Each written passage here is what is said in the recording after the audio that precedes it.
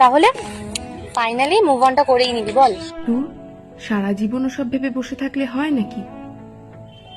আর ওটা আমাদের mutual decision ছিল।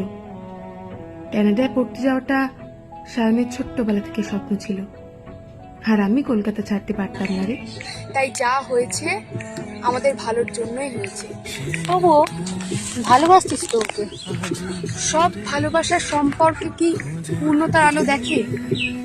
কিছু কিছু সম্পর্ক তো এভাবেই শেষ করতে হয়। লেবু যত কচলাবি তত দিতে আচ্ছা হবে। বাদ দে সব, আজকে আমি তোকে ট্রিট দিচ্ছি। চল সামনের দোকান থেকে মোচার চপ পেয়ে আসি। না না, সায়নের মোচা অ্যালার্জি, একদম খেতে পারে না।